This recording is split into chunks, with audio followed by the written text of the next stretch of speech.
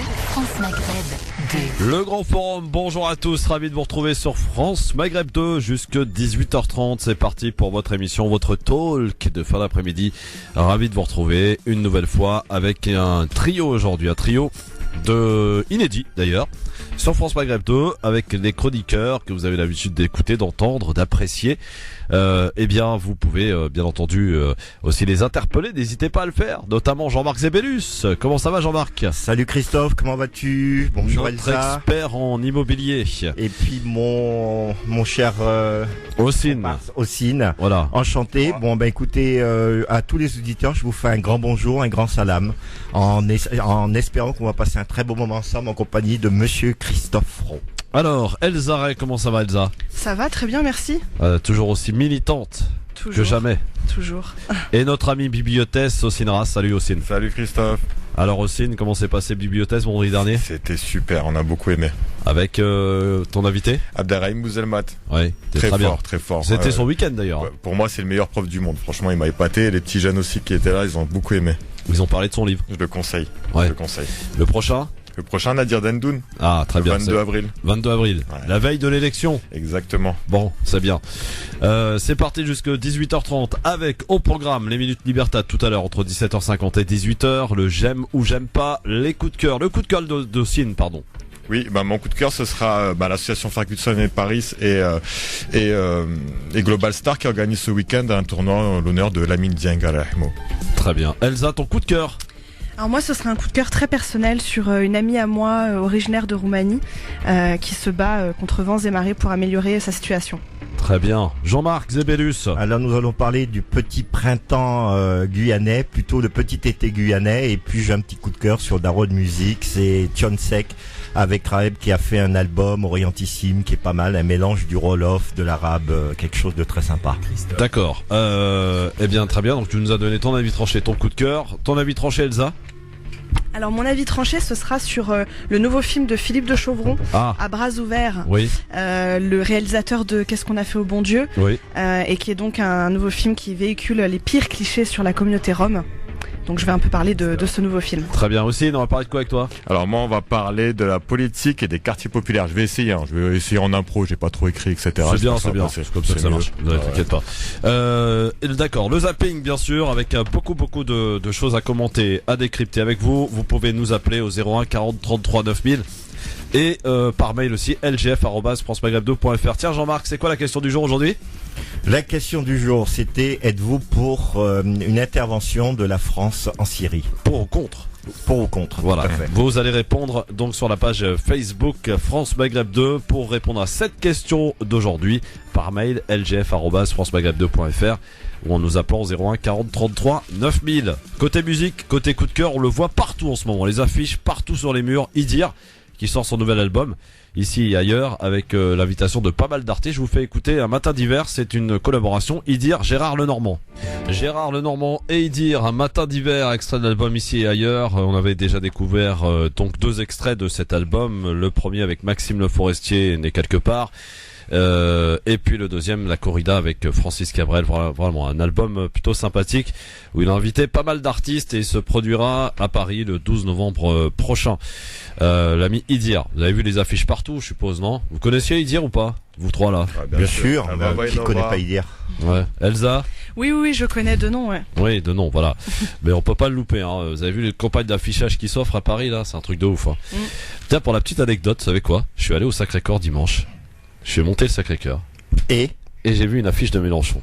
C'est incroyable. Voilà, au sommet. c'est du prosélytisme, mélenchonisme. Pas du tout. Je raconte un fait. Je vous prends un témoin aux auditeurs. C'est fatigant, c'est épuisant. Non, mais je prends. Attends, mais je vous raconte une anecdote. Voilà. Alors que lui, à Célineau, il est sur tout le périph'. Hein. Vous avez vu? Il prêche en sa paroisse. Voilà. Oh là là, vous avez suivi ce matin ce qui s'est passé à Célineau? Il s'est fait piéger par Bourdin. Sur la Constitution, exactement. Il s'est fait prendre à son propre jeu parce que la Constitution, ça reste quand même quelque chose de très délicat. et de très fastidieux. Donc, en s'érigeant en grand maître constitutionnaliste, il s'est fait avoir son propre jeu. C'est ça. C'est clair, à force de sortir la Constitution à chaque fois, il comprend que les gens ne sont pas... C'est le genre de mec, tu te fais arrêter, il va te sortir selon le code de 3544. Là, il est pas capable de le faire. Il était pas capable ce matin. En tout cas, voilà. Bon, c'était pour la petite histoire. C'est vrai qu'on s'amuse beaucoup, mais on rentre pas forcément dans le fond des sujets. Cette campagne est vraiment des plus catastrophiques de toutes les campagnes que j'ai connues. Bon, je suis pas si vieux que ça, mais je pense que depuis mon plus jeune âge, je crois que c'est la campagne la plus pourrie qu'on ait connue. Et puis c'est pire. Et puis là, c'est beaucoup les égos qui sont mis en avant. Il n'y a pas la réalité d'un programme. On se préoccupe pas du souci des Français, du mieux vivre des Français, de ce que souhaitent les Français vraiment pour avoir une France meilleure. Là, on nous parle que de choses où on ne maîtrise pas tous les paramètres. C'est ça. Voilà. Écoutez, dans un instant, justement, on va parler de cette campagne puisque le zapping n'est pas exclusivement, mais en grande partie consacré à la campagne, aux différentes déclarations. Vous allez voir même des candidats qui s'amusent à jouer aux jeux vidéo. Enfin bref, voilà. Voilà où on en est aujourd'hui en 2017. À tout de suite sur France Maghreb 2 pour le zapping. Jean-Marc Zébellus, Elsa Ray et Osinras. Plutôt, je vais la refaire dans le bon sens. Elsa Ray, Osinras, Jean-Marc Zébellus, les femmes d'abord. Quand même, s'il vous plaît. Évidemment. Élégance oblige, ma chère Elsa. À tout de suite. France Maghreb 2, France Maghreb 2. Le grand forum, on est là, messieurs, dames. Votre rendez-vous de liberté d'expression jusque 18h30 avec Jean-Marc Zébellus, Elsa Ray et Osinras qui sont avec nous aujourd'hui. 01 40 33 9000 pour répondre à cette question. Êtes-vous pour ou contre une intervention en Syrie? Pour ou contre une intervention de la France en Syrie? Eh bien, vous répondez sur la page Facebook. Vous êtes déjà pas mal à avoir répondu. On va lire vos commentaires tout à l'heure. On va dire qu'en grande majorité, pour l'instant, vous êtes plutôt contre. Hein. Une intervention, pourquoi faire voilà, on vous lira en tout cas tout à l'heure. Et vous pouvez aussi nous appeler au 01 40 33 9000 en réagissant aussi par mail lgf@francemaghreb2.fr. Mais on va directement démarrer par le zapping parce qu'il y a du boulot à commenter. Est-ce que vous êtes prêts? Chaud patate, on y va. Alors, on va commencer ce zapping avec celui qui est devenu désormais l'homme à abattre dans cette présidentielle. Il se rapproche dangereusement du trio de tête, Jean-Luc Mélenchon. Tous contre Mélenchon. C'est un petit peu ce qui ressort au travers d'un reportage diffusé hier soir dans le journal de France 2. Désormais la cible de tous ses principaux adversaires. Jean-Luc Mélenchon. Monsieur Mélenchon. Jean-Luc Mélenchon. Et Jean-Luc Mélenchon. Ce matin, Emmanuel Macron l'attaque sur les questions internationales et notamment sur son rapprochement avec la Russie. Si la paix que défend Jean-Luc Mélenchon, c'est la paix de Vladimir Poutine, très peu pour moi. Si la paix que défend Jean-Luc Mélenchon, c'est de désarmer la France de manière unilatérale, très peu pour moi. Et si Marine Le Pen le vise aussi aujourd'hui, c'est parce que Jean-Luc Mélenchon tente de lui ravir le vote des classes populaires. On ouvre les frontières, on régularise l'intégralité des clandestins. Il est pour l'immigration. Il a toujours été pour une immigration massive. François Fillon ironise lui sur sa volonté de nationaliser massivement des entreprises, avec le risque selon lui de couler le pays. Monsieur Mélenchon se rêve en capitaine du cuirassé Potemkin, mais qui finira par négocier la ferraille du Titanic.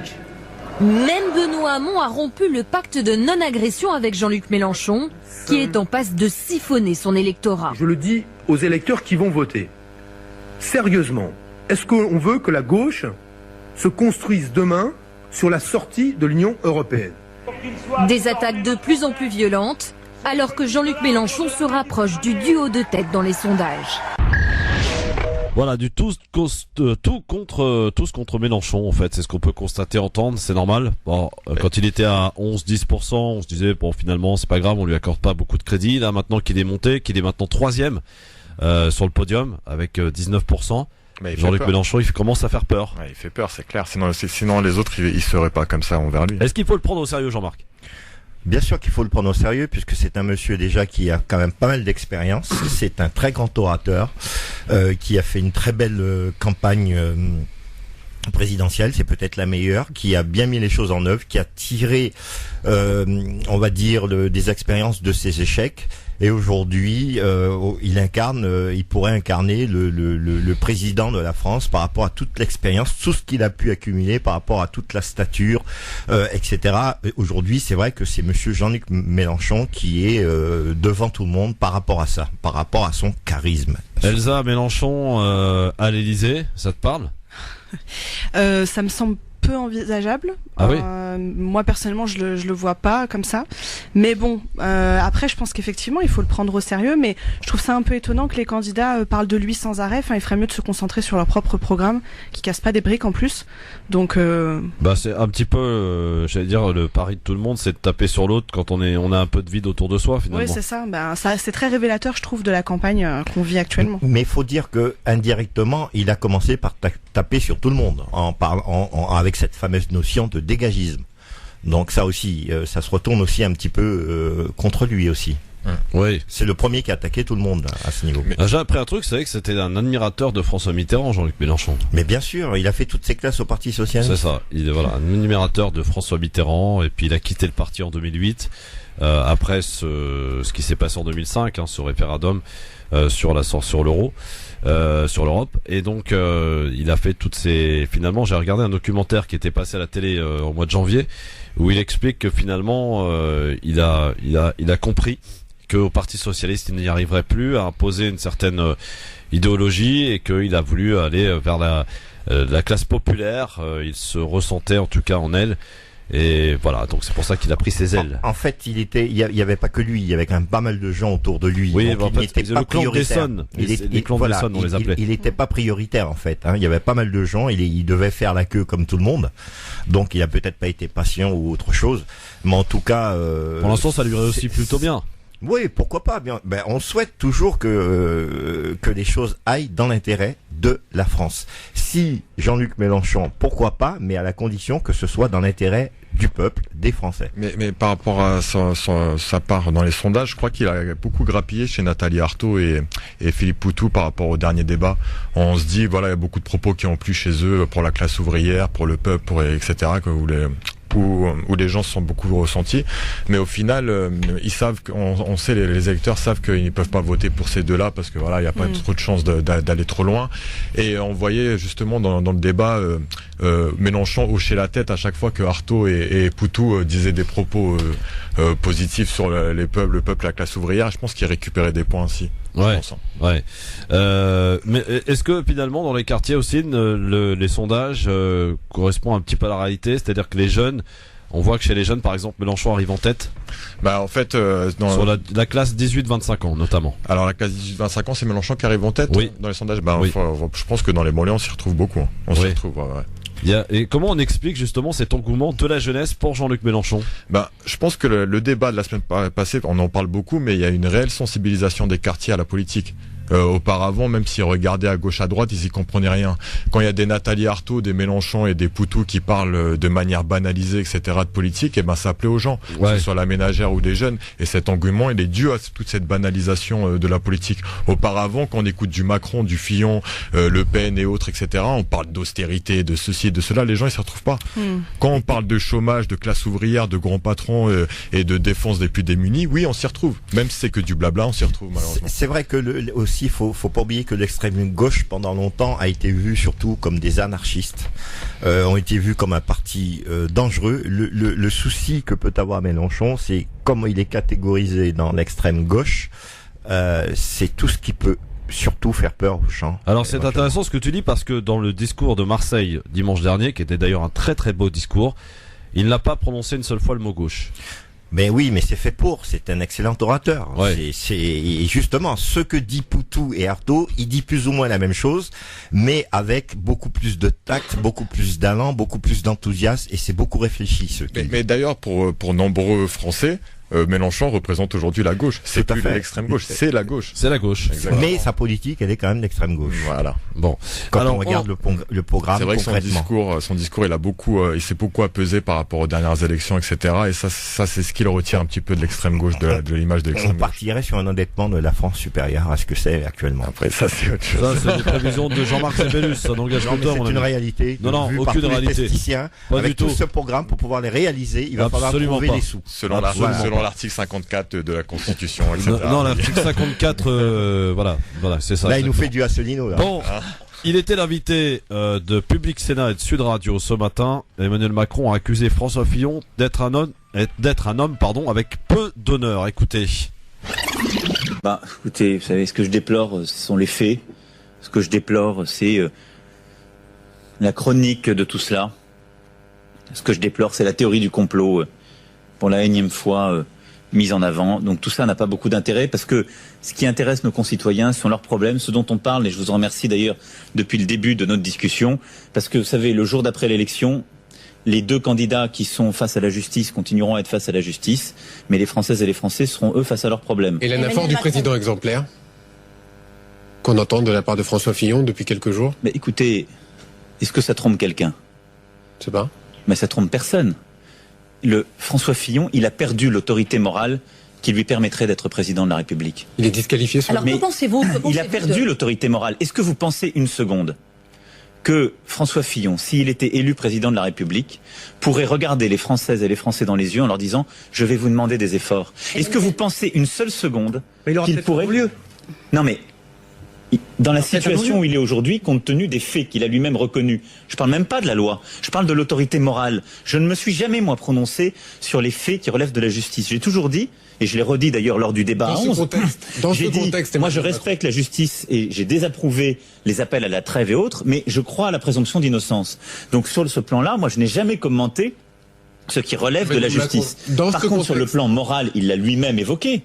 Ce qui a été fait disqualifie son autorité morale. Et il l'a quasiment reconnu dans son dernier rassemblement, lorsqu'il dit à ses propres supporters « Je ne vous demande pas de m'aimer ». Mais enfin, une élection présidentielle, on demande qu'il y ait quand même un entrain, on demande qu'on croie dans celui qu'on porte. Si le jour d'après, on a quelqu'un qu'on n'a pas aimé, qui est disqualifié moralement, est-ce qu'on pense une seule seconde qu'il peut présider? Le président, il est garant des institutions.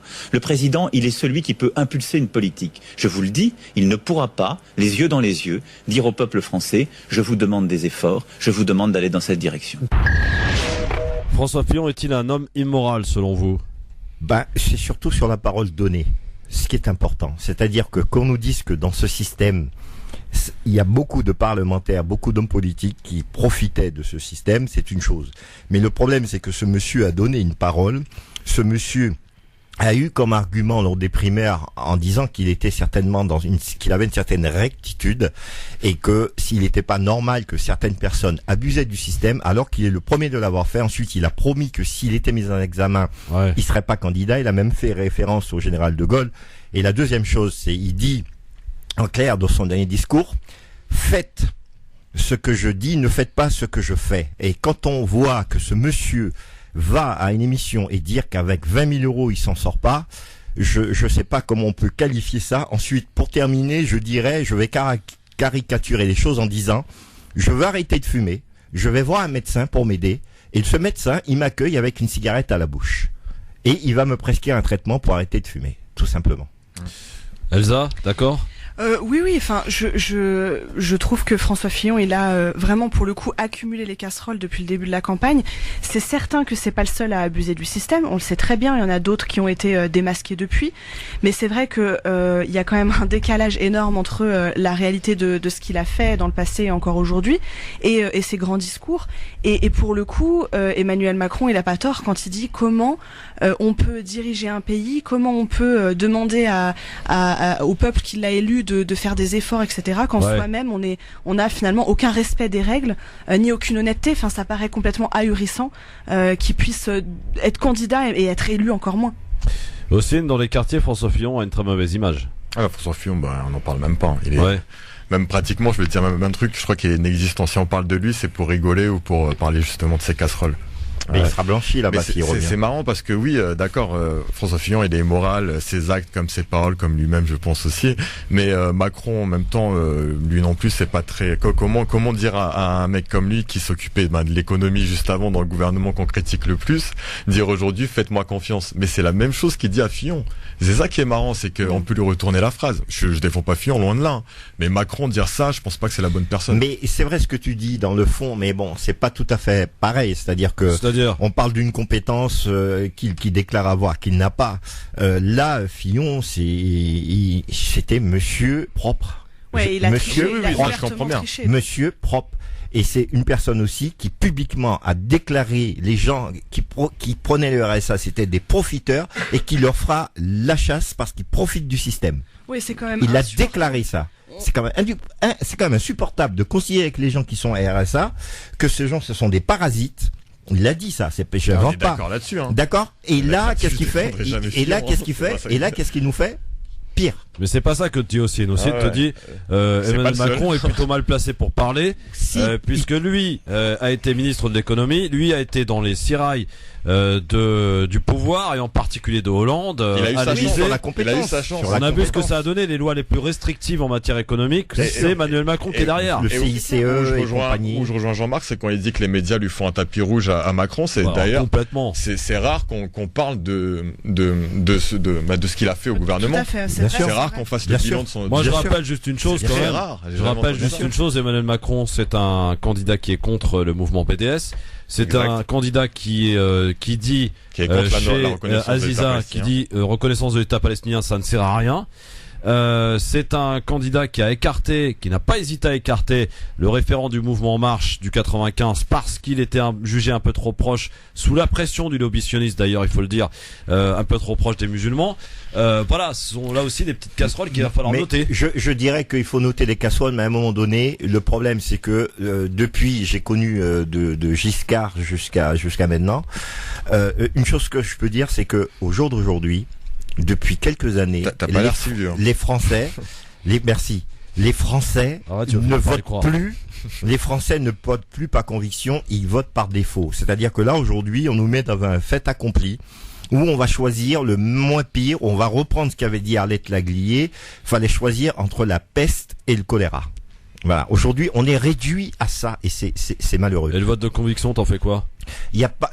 Quel vote qu'on peut avoir aujourd'hui de conviction? Tous les candidats ont des casseroles. Tous les candidats ont des choses qui nous froissent, qui nous touchent dans nos égos, qui nous touchent dans notre spiritualité, qui nous touchent dans notre quotidien. Qu'est-ce qu'on peut finir par avoir comme conviction à la fin? Bon. Jacques Cheminade. Bon, si on veut aller sur Mars, pourquoi pas? Zéro. Le pauvre, c'est le seul candidat qui a zéro partout. Ah, même sa famille, elle veut même pas voter pour lui. En plus, il a l'air gentil, en plus. Bon. Alors, on enchaîne avec Jean-Luc Mélenchon, justement, qui joue aux jeux vidéo. Si, écoutez. Fiscal Combat, le jeu vidéo dont Jean-Luc Mélenchon est le héros.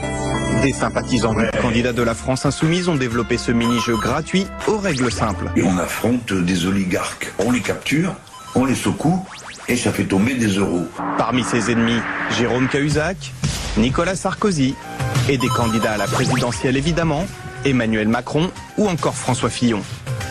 Un outil ludique censé séduire l'électorat geek.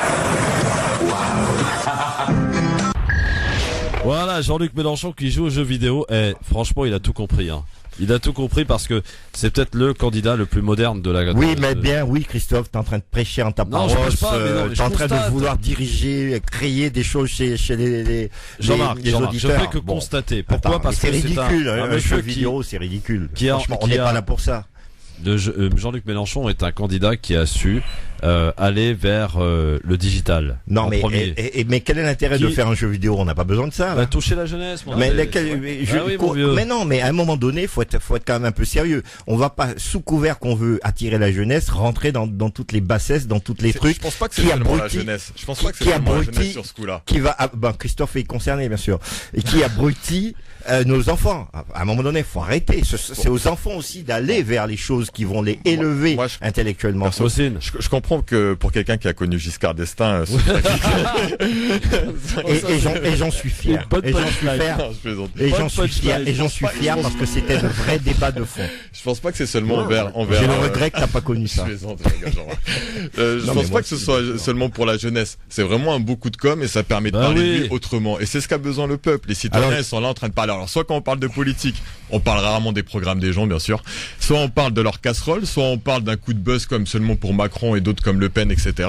Mais là, sur le coup, il est différent des autres, encore une fois. Il se démarque. Voilà. Oui, alors. Je constate que j'ai deux pro-Mélenchon face à moi. Non, je suis pas. Franchement, si tu savais, je suis pro. Elsa, mets un peu d'ordre dans tout ça, là. Elsa.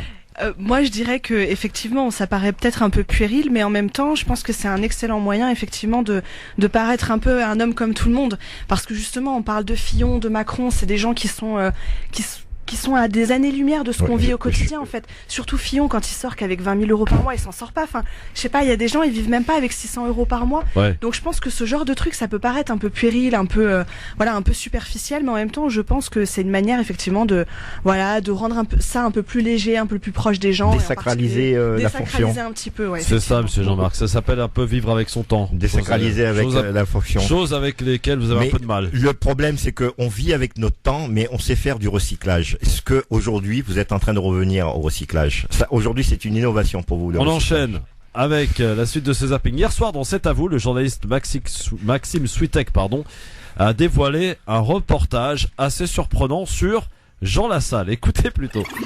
C'est un président. C'est Jean Lassalle. Tu vois? La vérité sort toujours de la bouche des enfants.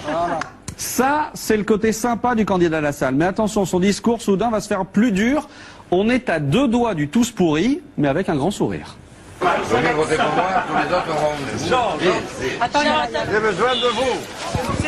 Tous les autres, ils vont vous baiser. J'ai besoin de vous. Parce que c'est là que c'est les autres couillons qui vont gagner. Ils vont vous baiser une fois de plus. J'ai besoin de vous. Et les autres, François, ils vont tous vous baiser. Jean Lassalle en campagne. Et Claire, merci beaucoup. Voilà, Jean Lassalle. Mais lui, il me fait rire, lui. C'est le candidat un peu comique. Il y a plus les guignols, c'est dommage, sur Canal+. C'est vraiment guignol, mais bon, c'est plus. C'est encodé maintenant. Ouais, c'est encodé, mais c'est plus comme avant, quoi. Ouais, c'est vrai. C'est vraiment dommage. Jean Lassalle, c'est un candidat qui te fait rire, Elsa, ou pas?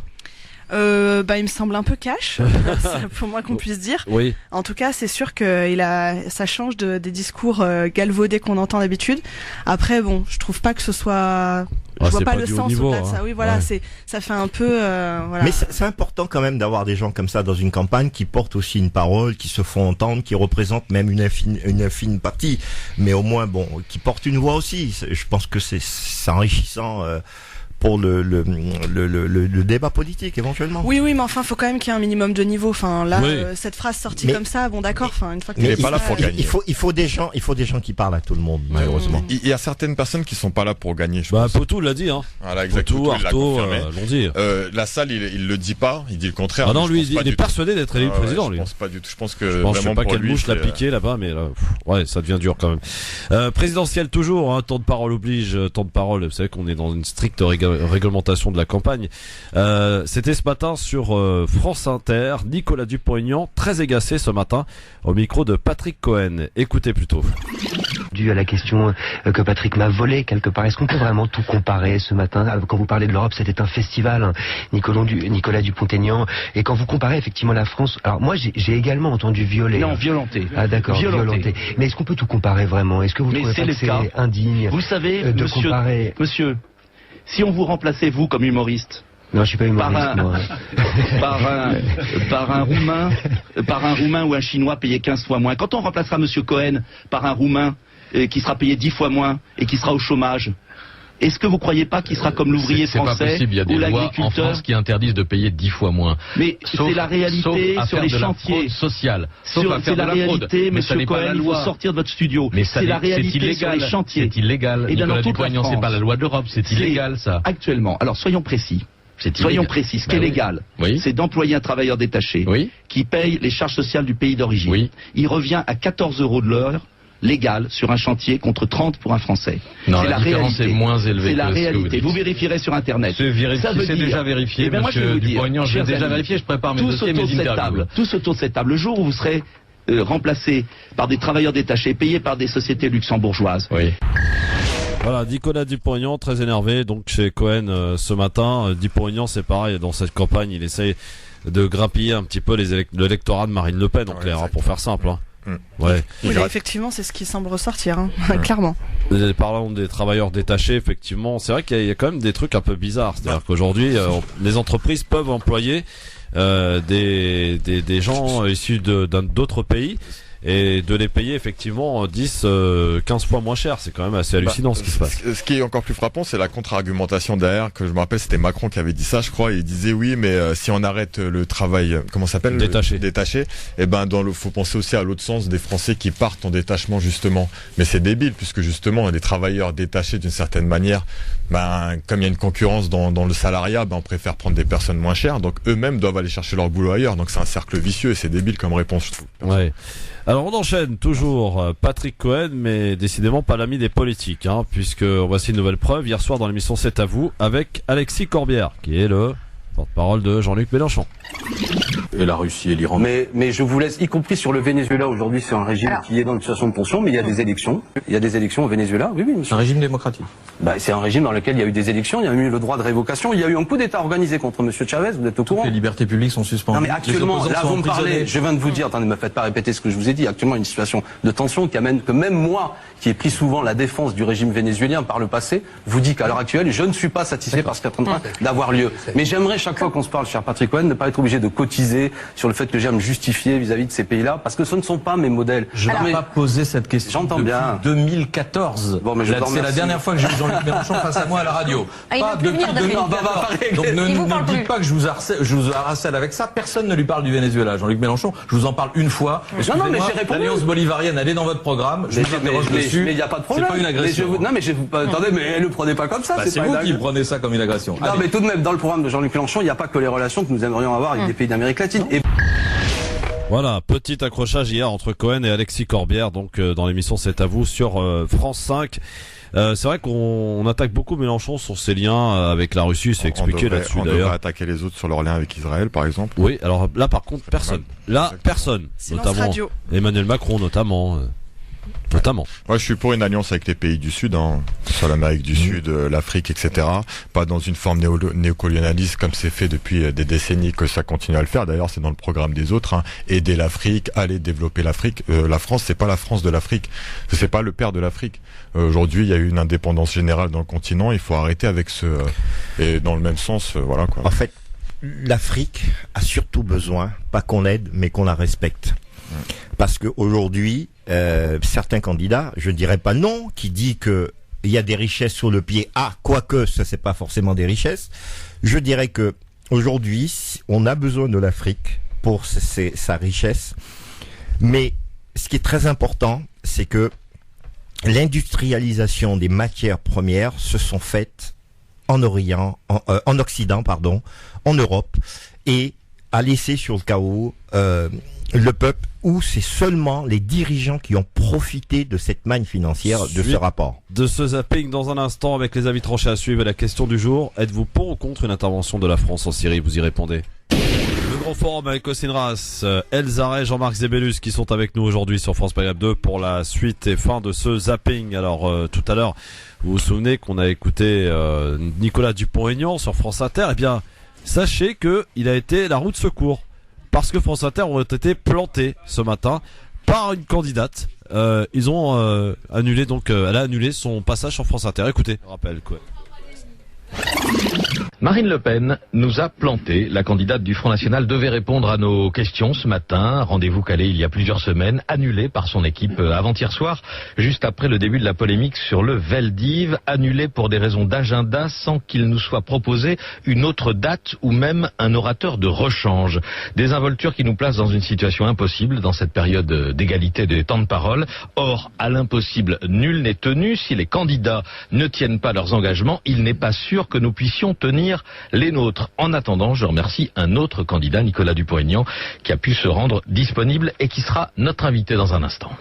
C'est l'avantage des petits candidats, ils ont un agenda un peu plus souple, on va dire. Nicolas Dupont-Aignan qui vient à la rescousse de Marine Le Pen, finalement c'était bénéfique pour lui. Mais bien sûr. S'il y a des auditeurs qui s'attendaient à voir Marine Le Pen, oui. Première matinale de France quand même, France Inter.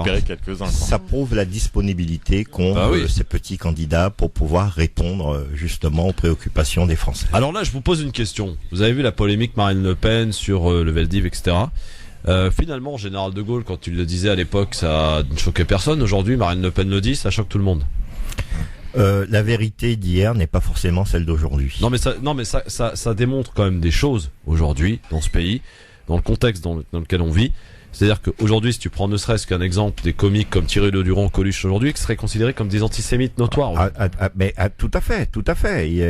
C'est clair. On a changé d'époque. On est rentré dans une démocratie qui devient de plus en plus soluble, et que aujourd'hui, on remet en question beaucoup de choses. Et puis c'est tout aussi bien. Ça ouvre le débat et ça permet de tout le monde de. C'est bien ça. C'est bien. Non, mais c'est bien que cette femme parle de ça et qu'on ait des réactions derrière et qu'on se dise que c'est pas normal et c'est pas la France que l'on veut. Bon, on enchaîne dans ce zapping hier en meeting à Lille. François Asselineau a parlé évidemment de la sortie de l'Europe, mais pas seulement. Écoutez. Nous allons donner la priorité à la paix mondiale et au refus des blocs militaires, avec le retrait de la France de l'OTAN, avec le rappel immédiat de nos troupes présentes dans les guerres illégales, avec la redéfinition d'un nouveau livre blanc de la défense nationale, affirmant la volonté de la France de n'appartenir à aucun bloc militaire, de sanctuariser notre territoire national par notre force de frappe nucléaire, d'avoir une politique de défense erga omnes, comme on dit en latin, c'est-à-dire vis-à-vis de tout le monde, renouant ainsi avec la politique d'indépendance nationale gaullienne. Nous ne nommerons plus, nous n'aurons plus des ennemis désignés par avance, comme c'est actuellement le cas. Nous parlerons avec tout le monde. Alors je sais pas vous, peut-être que je vais me faire des ennemis, mais quand j'écoute François Asselineau, je comprends rien. En fait, il est en fait dans ce qu'il rejette, c'est-à-dire qu'il veut désacraliser la fonction providentielle, mais en fait, il le défend, c'est-à-dire qu'il parle que de l'international et il définit pas la politique intérieure. Donc, il reste toujours dans le principe de la 55e Constitution. En fait, tout son discours est basé dessus. Il se base dessus et il veut en faire une 6e. Là, on comprend plus rien. Ossine ? Moi, je comprends presque rien. Je sais qu'il plaît beaucoup, mais je comprends rien. Moi aussi, ça me paraît assez très vague et puis un peu du remâché en fait. Ça fait genre le prof relou qu'on avait à l'école. C'est ce mec, c'est le cours de philo, tu vois, t'imagines, cours de philo qui fait bien mal à la tête. François Asselineau, c'est un bon prof de philo. Voilà. Qu'est-ce qu'il y a d'autre? Si, on a autre chose encore dans le zapping. Lui, il n'a pas vraiment le vent en poupe en ce moment. Il s'appelle Benoît Hamon et il s'en prend à la qualité des débats en ce moment qu'il y a dans cette présidentielle, pardon. Est-ce qu'on peut parler 2 secondes de ce qui va nous arriver, de ce qui va arriver aux Français? C'est ça, moi, que je supporte plus. Au bout du compte, on me ramène à quoi dans cette élection présidentielle? Est-ce que le récit d'un tel est joli? Peut-être, je m'en fous. Est-ce que l'histoire racontée par monsieur Macron sur le vote utile est jolie? Peut-être. Je m'en moque. Moi, ce qui me révolte aujourd'hui, je vais vous dire, c'est la petite musique. Alors, vous l'entretenez, ça c'est votre job. Mais moi, je l'entretiens plus. Voilà, Benoît, ça y est, commence à se dégonfler là un petit peu. On se sentait un petit peu tendu. Mais je dois dire une chose, Christophe, c'est que il faut pas oublier une chose. Ce qui sera très important, c'est le prochain président devra tenir compte aussi de toutes les propositions qui ont été faites par tous les différents candidats et qui ont parlé au peuple. C'est surtout ça. Et je pense qu'il faut aller dans ce sens. Malheureusement. Oui, mais non, mais je pense qu'il y a un peu, il y a des bonnes choses, il y a des choses à prendre un peu partout, je pense. Je dis pas tout, mais il y a des choses qui sont dites, qui méritent réflexion, qui méritent d'être prises en considération chez chacun des candidats. Je ne dis pas tout. En revanche, quand il parle que c'est pas le président qui va arriver et qui sera la providence et qui va tout changer, ça je partage tout à fait ce qu'il dit, parce que le président va définir une ligne politique, une ligne économique, mais c'est pas lui qui la mettra en application, parce qu'il faudra un premier ministre qui sera chargé de cela. Encore faut-il que on ait une majorité parlementaire qui va se dégager. Elsa, Benoît Hamon est peut-être le candidat, j'allais dire peut-être entre guillemets, le plus intéressant pour le vivre ensemble, la partie sociale dans ce pays, et pourtant c'est le candidat qui risque peut-être de faire le pire score du Parti Socialiste, lâché par tout le parti en l'occurrence. Aujourd'hui, donc c'est la défaite d'un parti ou c'est la défaite d'un homme? Non, moi je dirais que c'est plutôt la défaite d'un parti.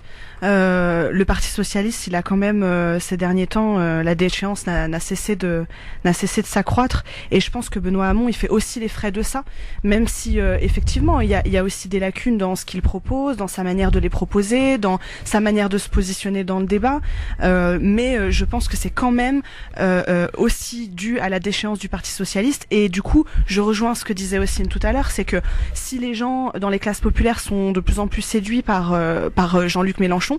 Je pense que c'est aussi pour ça, parce que mine de rien, en fait, ça casse avec l'étiquette Parti socialiste que les gens ne supportent plus trop. Je dirais, oui, c'est vrai, mais c'est surtout, il paye le bilan de François Hollande. Ça, il le paye cash.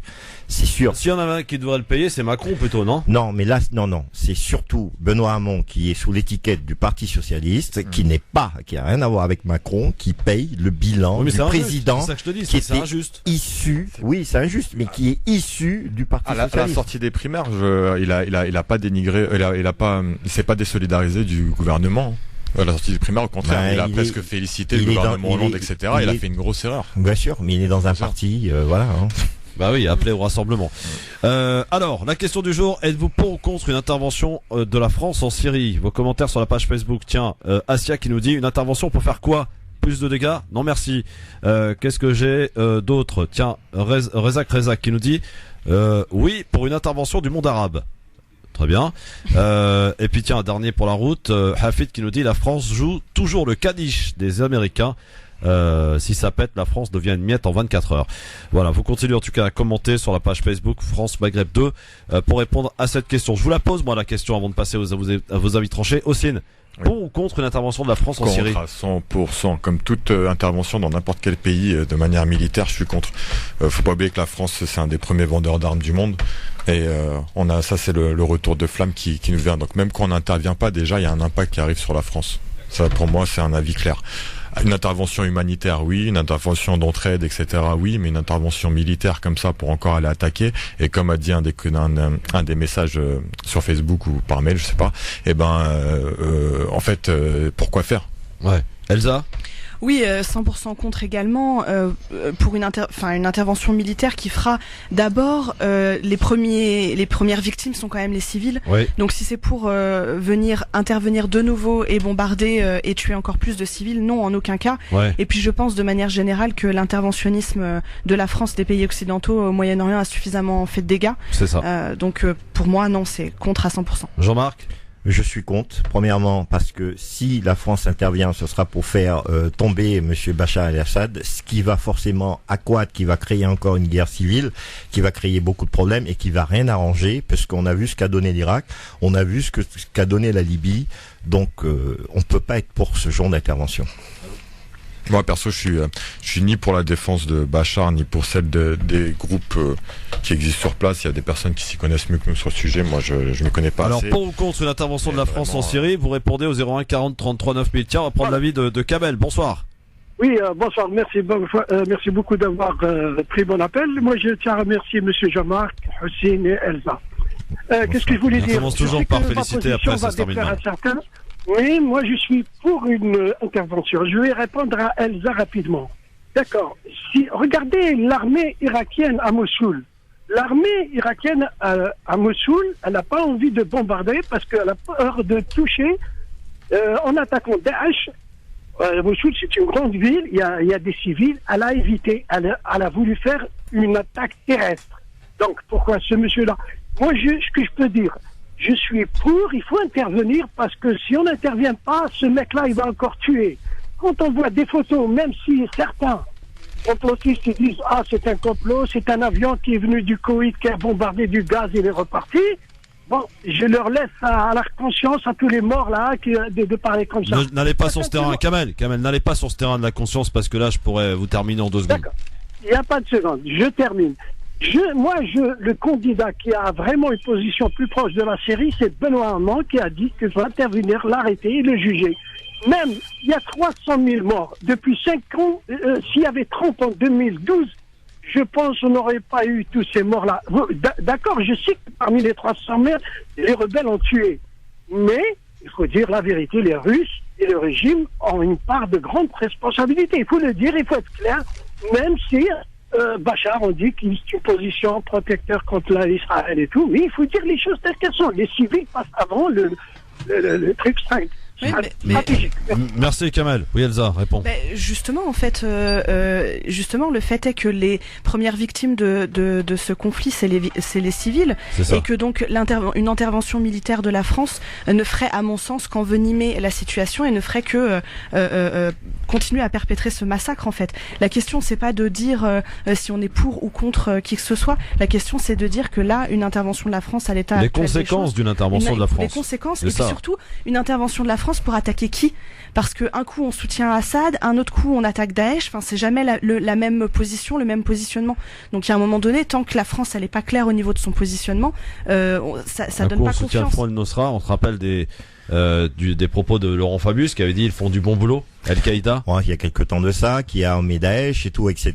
Et puis eux, ce qu'ils veulent dans leur intervention, c'est de faire tomber Bachar el-Assad, et ils mettent quoi à la place et comment et pourquoi et etc. On a vu ce que ça a donné en Libye, hein. Voilà. Oui, on a vu. Donc c'est aujourd'hui qu'ils incitent à ce qu'on soit amené aux tables des négociations. Oui, pourquoi pas.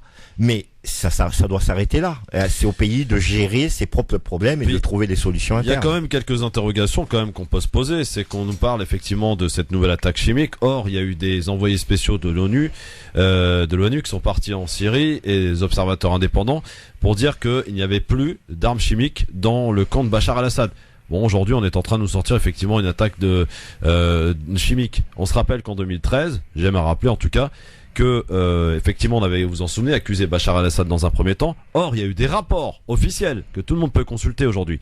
Le problème, c'est que personne ne lit plus, donc c'est un problème, qui ont prouvé que ce n'était pas Bachar el-Assad, mais les rebelles qui avaient utilisé les chimiques en 2013. Et le problème, c'est que on nous dit qu'il n'y a plus d'usine qui permet de fabriquer ces armes chimiques. C'est ça. Alors, ils sont tombés du ciel, ils sont arrivés comment ? Alors, encore une fois, on ne minimise pas et on ne cherche pas à défendre Bachar el-Assad, qui est indéfendable pour le coup et qui a des grosses responsabilités sur ce qui se passe dans son pays.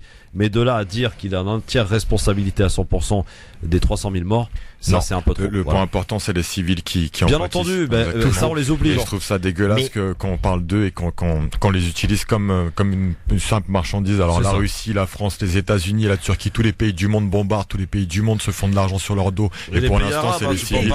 Les pays arabes comme les autres, je mets tout le monde dans le même. Et j'aimerais quand même ajouter que à la suite des attentats du 13 novembre, vous n'êtes pas sans savoir que la France a bombardé en Syrie, et que les principales victimes de ces bombardements étaient des civils.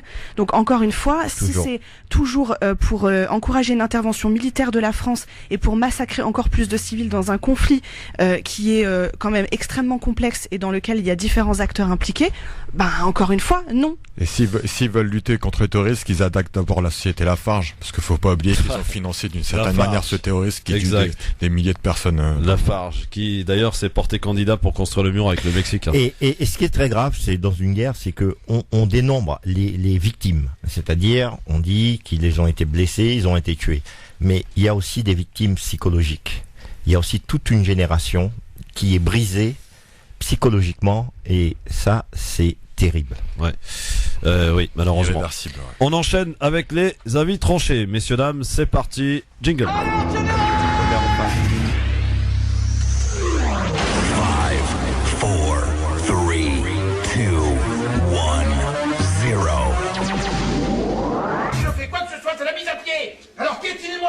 Alors, qui se sent prêt pour attaquer ? On m'a dit honneur aux dames, donc... Oh là là, les dégonflés. Non, mais on rigolait, c'est moi. Ouais, bien sûr. Mais ouais, moi je suis d'accord. Honneur aux dames.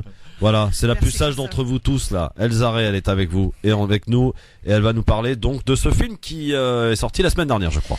Oui, c'est le nouveau film de Philippe de Chauvron qui s'intitule à bras ouverts, qui est un film avec Christian Clavier et Harry Habitant. Alors je sais pas si vous vous souvenez, c'est le même réalisateur du film sorti en 2014. Qu'est-ce qu'on a fait au bon Dieu ? Oui. C'est un film qui malheureusement, j'ai envie de dire, avait fait énormément d'entrées, avait eu beaucoup de succès. Moi personnellement, je l'avais regardé quand même pour me faire mon propre avis, parce que j'entendais à la fois des avis très négatifs, très positifs. J'ai été absolument atterrée par ce film. J'ai passé 1h30 à me dire mais non, c'est pas possible, c'est pas possible. Et donc ce réalisateur il récidive cette année avec ce film à bras ouverts qui présente en fait une famille de bons Français, donc incarnés évidemment par Christian Clavier, qui vont accueillir un peu malgré eux une famille de Roms chez eux. Et en fait le film, alors je n'ai vu vu que la bande-annonce en réalité, mais rien que la bande-annonce, j'avais honte en fait de ce que j'entendais, de ce que je voyais.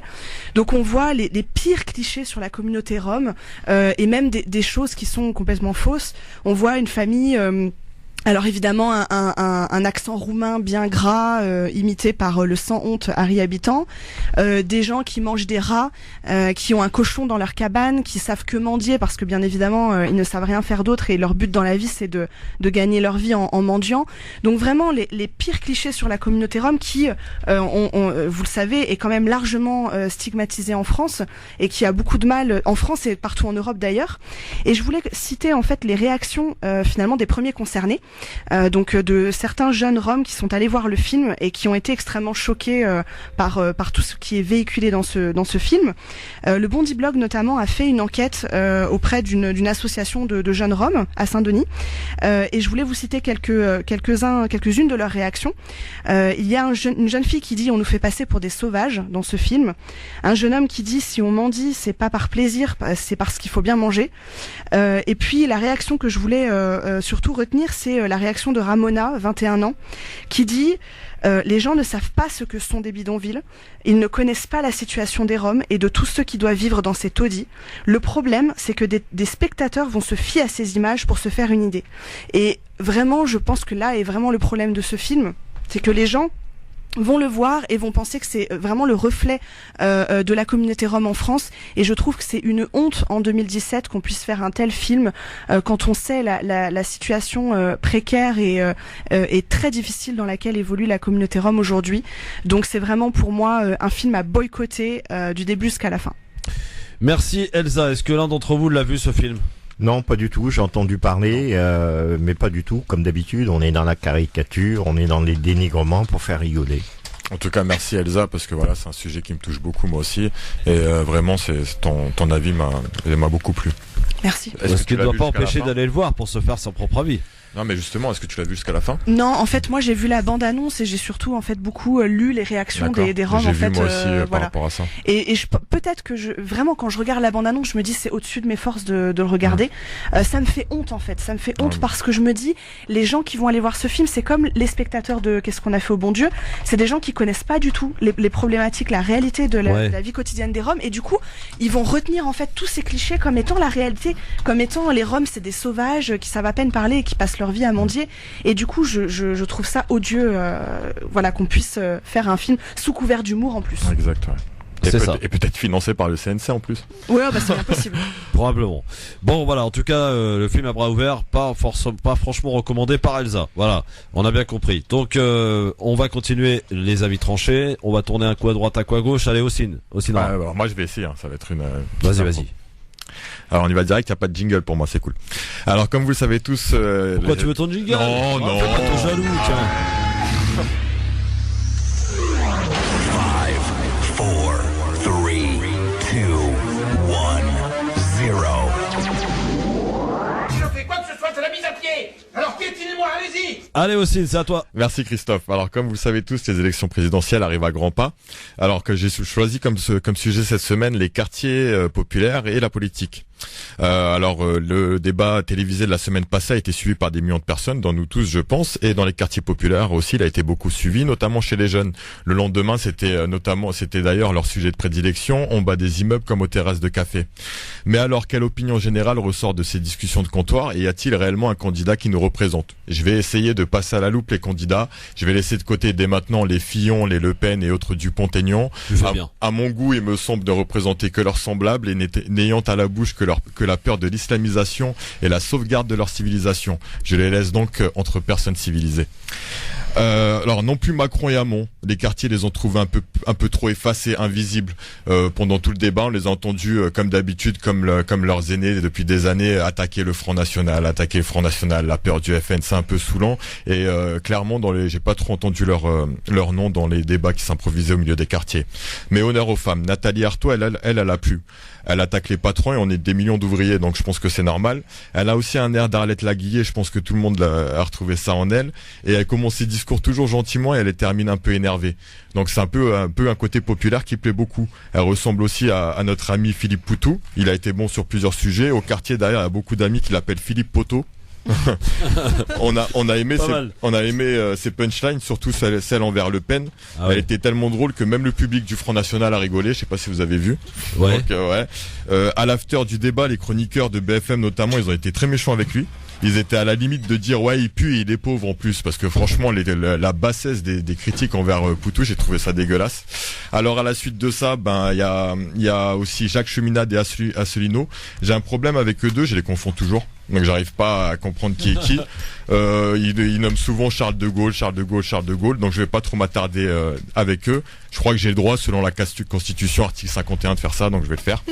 La salle, lui, quand on l'écoute, on a l'impression qu'il a tout compris. Sauf qu'il y a que lui qui a tout compris. J'aime bien parce qu'il commence par mes chers compatriotes. Après, il a l'air de s'endormir un petit peu. Ouais, donc on comprend pas tout. Ce sera le seul. Alors, comme vous avez compris, ça sera un bon poteau pour les mecs du quartier. Ce serait pas mal. Alors, La Salle et Poutou, entre eux deux, franchement, on en a parlé beaucoup dans les quartiers. Alors, comme vous l'avez compris, moi, j'ai pas trop d'opinion. Je suis un peu comme tout le monde dans les quartiers. Alors, si je peux donner des conseils à nos électeurs de nos communautés, quand je parle de communauté, je parle généralement de celle des quartiers, musulmanes ou non, jeunes ou non. Alors, il y a beaucoup d'opinions qui peuvent nous toucher. Faites jeter un coup d'œil à leur avis sur la cause palestinienne, sur les violences policières, sur le cas de nos quartiers, sur les difficultés de trouver des crèches pour nos mamans, mais avant tout ça de trouver des emplois pour nos mamans, pour nos petits frères, etc. Donc c'est des questions qui nous touchent. Essayez d'aller gratter un petit peu. Et moi, par exemple, quand je serai dans l'urne, je vais utiliser un petit peu une méthode d'un sage du quartier qui me disait les élections c'est comme le McDo. Soit tu prends le filet aux fiches, soit tu manges pas du tout. Voilà, merci beaucoup. Merci aussi, c'est pas mal. Donc une petite revue de presse de ce qu'on a pu entendre dans les quartiers, bien sûr. Dans un instant, Jean-Marc, on va parler de quoi avec toi? On va parler de la Guyane, le rêve d'une génération. Ah, la Guyane, 3 semaines de grève. Ça s'arrange pas. Ça ne s'arrange pas, effectivement, malgré les promesses du gouvernement. Voilà, 0-1. Vous avez remarqué, François Hollande, on l'a perdu là complètement. On a l'impression qu'il n'y a plus de président dans ce pays. C'est vrai, ouais. Là, il est là. Il parle, on dirait qu'il a du mal à parler maintenant. On sent que la fin est dure pour lui. Ça devient très très compliqué. Mais bon, à suivre aussi le j'aime ou j'aime pas. Et puis bien sûr les coups de cœur de nos chroniqueurs. Et on répond toujours à cette question. On interceptera quelques appels. 01 40 33 9000 pour ou contre une intervention de la France en Syrie. C'est la question que je vous pose aujourd'hui. Le grand forum, votre talk de fin d'après-midi sur France Maghreb 2. L'émission qui existe sur France Maghreb 2. On se méfie des imitations, on préfère l'original, donc on écoute France Maghreb 2, forcément. Tous les jours, 16h, 18h30, on est là avec l'ami Amar tout à l'heure pour l'éphéméride. Le sport et la télé en dernière partie. Vous aurez évidemment votre moment de liberté. Tout le monde pourra appeler dans Libertad tout à l'heure entre 17h50 et évidemment 18h sur France Maghreb 2. Pour l'heure, est-ce que Monsieur Zébélus est prêt? Tout à fait. Monsieur Zébélus est au taquet? Tout à fait. On y va, jingle.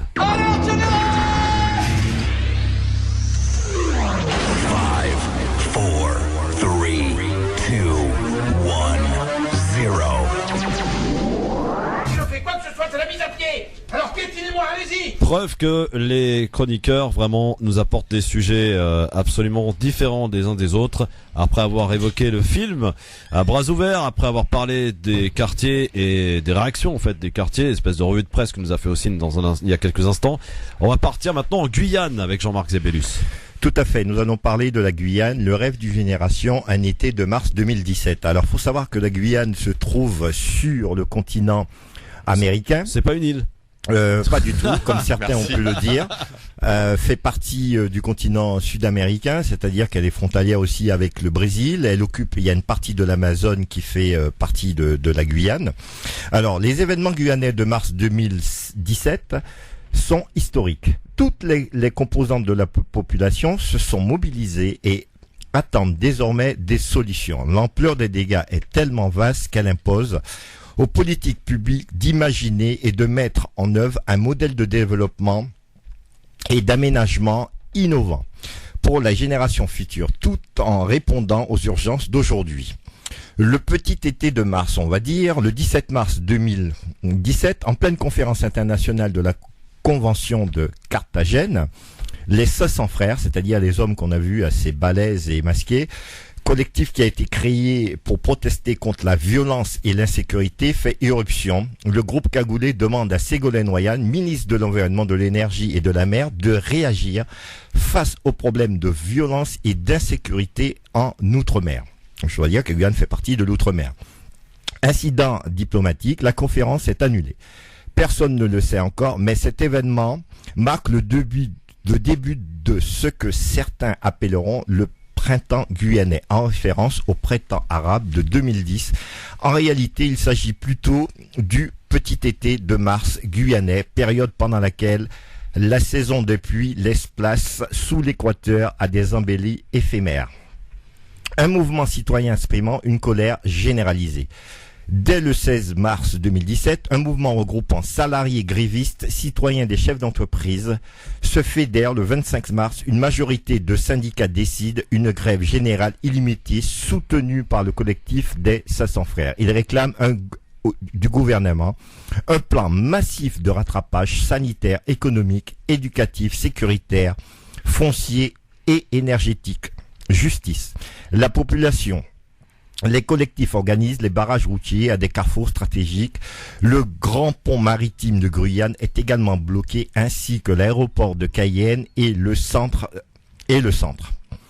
Alors, le spatial guyanais, Air France et Air Caraïbes annulent leur vol. Les avocats du barreau de Guyane sont mobilisés. Les audiences sont suspendues. La Guyane est totalement paralysée et emblématiquement lanceur européen Ariane est cloué au sol. La réalité du désastre est mise au grand jour. Après une semaine de blocage, la presse nationale et internationale qui avait l'habitude de couvrir des tirs de fusées, car je dois dire que la base spatiale européenne, française mais européenne, se trouve justement en Guyane. Et que là, pour une fois, on a vu qu'il y avait une réalité. On n'était plus là pour les fusées, mais on était là pour prendre conscience de l'instabilité, des problèmes que connaît la Guyane. Donc la Guyane, que l'on soi-disant, ou d'ailleurs on prend de plein fouet l'horreur des statistiques déplorables qui révèlent l'échec des politiques publiques locales et nationales. En 2012, le PIB par habitant guyanais est de 15 416 €, moitié moins que celui de l'Hexagone, qui est de 31 420. En 2014, le taux de chômage est de 22,3% contre 9,9% de l'Hexagone. La densité des médecins libéraux est en 2012 que de 71 pour 100 000 habitants, 3 fois moins que l'Hexagone. La proportion de 20 ans, 29 ans, ayant quitté l'école sans diplôme à 54% en Guyane, contre 17% dans l'Hexagone. Quand je parle de l'Hexagone, je parle sur le continent de la France en fait. Un réseau électrique souvent défectueux, des infrastructures de transport insuffisantes. La mobilisation généralisée inquiète au plus haut niveau. Le 24 mars, la diplomatie américaine alerte les voyageurs sur la destination. Les États-Unis considèrent cette crise comme potentiellement violente. La Guyane, pépite du monde. Les chiffres en ce petit été de mars 2007 nous font presque oublier la magie de la Guyane qui, en surface et en nombre d'habitants, est comparable à l'Islande. Les statistiques de ce territoire, d'un 6e de l'Hexagone, 7 fois plus grand que l'Île-de-France et 10 fois plus grand que la Corse, nous assomment. Il masque l'autre réalité, l'une des biodiversités les plus riches au monde, des populations en capacité de vivre en harmonie avec leur environnement, des ressources minières, or, aluminium, diamant. La Guyane a une circonférence de 126 000 km² de domaines maritimes riches en ressources halieutiques mais aussi pétrolières. La frontière, le lien, l'articulation entre l'Europe, 740 millions d'habitants, et l'immense Brésil, 200 millions d'habitants. Une capacité à intégrer sur une génération des étrangers venus du monde entier. À l'âge de 10 ans, 93% des enfants scolarisés parlent au moins 2 langues, 41% au moins 3 langues et 11% au moins 4 langues. L'espoir est immense et légitime. Le juriste en droit international et essayiste Keita Stephenson titre dans l'une de ses publications « Ici, nous sauvons le monde, la Guyane, terre de mondialisation, encore réalisons le rêve guyanais, une révolution participative des élus mis à l'écart ». Voilà pour la Guyane. Jean-Marc Zébellus, petite réaction aussi. Pour la Guyane, moi je trouve que ça a été super bien écrit. Merci Jean-Marc pour toutes ces précisions. En tout cas, pour toutes ces précisions citées, c'est important de refaire le point dessus. On est toujours de toute force avec eux et moi je suis pour que tout le monde prenne l'exemple sur la Guyane. que ça pète un peu partout de cette manière, ça fait cool, ça fait du bien. Et puis il faut savoir qu'en Guyane, vous avez, c'est vraiment une mixité de population. Vous avez les Hmong qui sont issus, justement, on avait demandé les agriculteurs, des gens de la main-d'œuvre du Vietnam lors des problèmes de l'Indochine, qui sont là. Vous avez des Libanais, vous avez des Syriens, vous avez des Caribéens qui viennent des îles aussi, qui y vivent. Vous avez aussi des gens qui sont nés, qui sont natifs de Guyane. Vous avez aussi certaines ethnies, les Amérindiens qui étaient là à l'origine, et puis aussi qui sont vraiment désœuvrés, qui sont vraiment perdus. Et vous avez aussi quelques Français métropolitains là-bas. Et tout le monde vit en harmonie. Vous avez toutes les religions présentes. Vous avez aussi une communauté d'Indiens, voilà, qui vivent en bonne harmonie. Mais simplement, on a un gros problème de délinquance. On a vraiment un désœuvrement social exceptionnel. Ça fait beaucoup penser à Mayotte quand même. C'est tout à fait. Mais là, on est sur un continent avec une richesse, où on pourrait faire quelque chose où les gens pourraient vivre dignement. Mais je crois déjà qu'à la Guyane, il y a un gros problème, c'est qu'on leur impose de prendre des produits français, on leur interdit d'importer déjà des pays limitrophes. Je crois qu'il y a un truc dans ce sens-là. Oui, c'est-à-dire que bizarrement, on peut pas faire d'échange directement avec les pays voisins, alors que le Brésil, il y a juste une frontière. Vous avez le Suriname, vous avez le Brésil, on a l'Amazone. On peut pas. C'est comme les Antilles aussi qui ont connu ce problème, où on peut pas faire d'échanges. Bon, c'est en train de s'améliorer. On est en train de mettre la CARICOM, on est en train de mettre des espèces de traités en place, mais c'est pas évident, même avec les États-Unis, c'est pas facile. On est à 1000 kilomètres des États-Unis. Elsa, la Guyane. Compliqué. Je remercie beaucoup Jean-Marc pour cette présentation, parce que c'est vrai qu'on en parle un peu quand même dans les médias, mais pas tant que ça finalement. Et c'est une situation qu'on connaît très très peu. Et effectivement, on comprend vraiment les raisons de cette grève et à quel point il est important qu'elle continue, en tout cas qu'elle mène lieu à une vraie révolte populaire, et on espère que ça va donner lieu à des changements. Et respect aux 500 frères. Franchement, moi je kiffe. Je vois les 500 frères, moi je suis épaté. Bon, allez, on enchaîne avec le j'aime ou j'aime pas, messieurs dames, ou le je m'en fous. C'est parti. Pourquoi ça marche pas là? Qu'est-ce qui se passe encore? Qu'est-ce qui se passe dans mon truc? Ah oui, d'accord. Bon, très bien. On enchaîne avec le j'aime ou j'aime pas. Tiens, ça vient de tomber. La préfecture de Seine-et-Marne ordonne la fermeture d'une mosquée de Torcy qui promotionnait le djihad armé. On aime, on n'aime pas, on s'en fout. Bon, on n'aime pas ce genre de choses parce qu'on n'a qu'un son de cloche. Ouais, Elsa? C'est pareil, avant de dire j'aime ou j'aime pas, faudrait qu'on sache ce qu'il en est exactement, parce que des fois il y a des accusations complètement rocambolesques et après enquête on s'aperçoit qu'en fait il n'en était rien ou que c'était exagéré. Donc franchement, avant de dire j'aime ou j'aime pas, il faudrait en savoir un peu plus. Aussi une pareille? C'est à Torcy? Oui, à Torcy, ouais. Mais à Torcy, il y a eu déjà, je sais pas comment ils appellent ça, le gang de Torcy ou je sais pas quoi, il y avait une affaire à Sarcelles, un magasin Cachard, quelques années, qui avait été pris pour cible. Ouais. Ce qui paraît, semble-t-il, par un genre d'attentat terroriste. Ils avaient attrapé le mec à Torcy. Je rappelle, donc depuis des années, il y avait déjà une souche là-bas. Donc à mon avis, ils ont dû avoir des infos et ne rien faire. Mais bon, pour fermer une mosquée, je pense qu'il nous faut plus d'infos avant de Très bien. dire dessus. Une femme frôle la mort. Vous avez peut-être vu les images. Ça se passe dans un manège de la Foire du Trône. En fait, son harnais s'est tout simplement détaché. Ouais. C'est Euro Disney en low cost là-bas. On n'aime pas ce genre de choses parce qu'on met en danger la sécurité des gens. Moi j'aime pas, de toute façon je suis phobique des manèges depuis que je suis toute petite, je trouve ça absolument horrible. Moi qui voulais faire un petit tour d'auto-tamponneuse avec toi. Ah bah non, c'est fichu. Encore auto-tamponneuse, ça reste à la limite à mon niveau, mais ça me confirme bien ma phobie et je ne mettrai jamais les pieds dans un... La pauvre, elle était les pieds on a vu les images, absolument affreux. Et encore, elle a beaucoup de chance d'être vivante. Et je regardais le public, ils avaient l'air calme, ils regardaient, ok d'accord, mais personne n'est affolé. Surtout le mec du manège. On a surtout pu filmer tranquillement. Ouais, on a pu filmer et puis beaucoup de spectateurs et personne n'essayait d'intervenir, de faire quoi que ce soit. Il y a quand même, parce qu'en fait, bien après, ça a traîné, ça a duré parce que j'ai regardé. La polémique, elle est aussi que le manège, en fait, ils ont pas réussi à le stopper. Il a fallu qu'ils attendent que le mouvement soit plus lent en fait pour que quelqu'un puisse l'attraper en fait. Entre temps, elle aurait pu tomber quand même. Bah non, mais elle a frôlé la mort. Et puis voilà, carrément, oui, c'est vrai qu'elle a carrément mourir pour le coup. Tiens, vous avez peut-être vu aussi les images, c'est une jeune Anglaise qui défie un crépuscule d'extrême droite et qui devient d'ailleurs un symbole en Angleterre. Oui, tout à fait. Cette jeune fille toute souriante qui a défié à sa manière un crépuscule d'extrême droite. On aime, on n'aime pas? Bien sûr qu'on aime ce genre de face à face, bien sûr. Oui, j'aime la photo. Enfin, la photo est vraiment super. Elle a été prise vraiment au bon moment, et le sourire et le calme de cette jeune fille face à un type surexcité qui semble très agressif, c'est juste extraordinaire. Ossine, on aime. J'ai pas vu, mais on aime. La France a commis des crimes durant la période coloniale, selon Benoît Hamon. Qui peut le nier? C'est d'une évidence. Oui. Bien sûr qu'on aime. Enfin non, on n'aime pas le concept, mais c'est bien qu'ils le disent. Enfin, de toute façon, il est quand même temps en 2017 que effectivement on reconnaisse ces faits-là. Hein. C'est bon, c'est à chaque période électorale ou quand il y a quelque chose à gratter qui commence à parler de la colonisation et de leur comme ces crimes-là et de leurs crimes, etc. Je pense qu'il faut parler tout le temps, en parler une fois pour toutes, faire des choses par rapport à ça et pas seulement les citer comme ça à gauche à droite quand c'est des périodes électorales. Et puis je pense que le processus de réconciliation, on attend toujours, quoi. Exact. Et puis tiens, une dernière petite info dans le j'aime ou j'aime pas. Tunisie, limogeage du directeur de la télé nationale pour avoir agressé un chauffeur.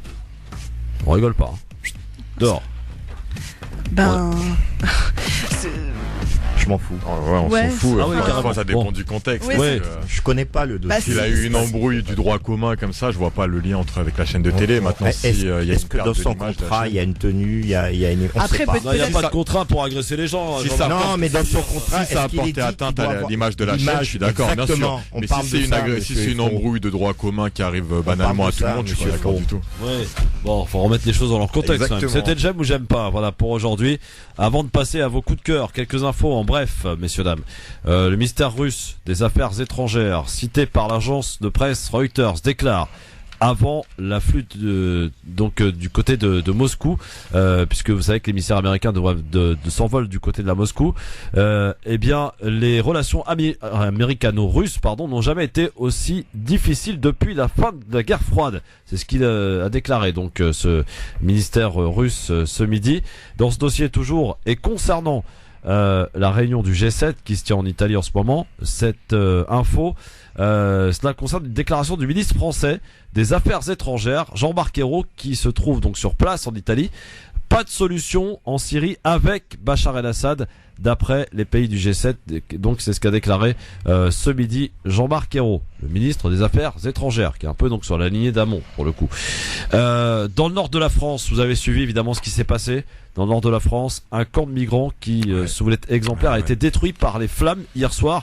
Il s'agit du camp de la Linière situé à Grande-Sainte. Les flammes ont réduit en cendres les chalets en bois qui composait en tout cas ce camp et qui a fait ce sinistre. Au moins une dizaine de blessés. En tout, quelques 1400 migrants logés dans ce camp, avec l'espoir de passer en Angleterre pour certains d'entre eux. Et c'est une bagarre entre Kurdes et Afghans apparemment qui semble à l'origine de la destruction de ces chalets. Plus rien ou presque ne subsiste des 3/4 de ces bâtis construits il y a un peu plus d'1 an par Médecins sans frontières.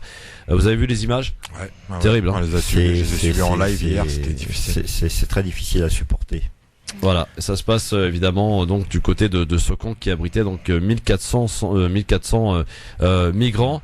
Et l'idée de reconstruction est écartée d'après le préfet de la région, Michel Larandard, que je propose d'écouter. Je vois pas très bien comment on va pouvoir remettre le camp de la Linière sur pied, compte tenu déjà de ce qu'il va falloir enlever comme gravat. Des infrastructures ont été touchées, comme l'électricité en particulier.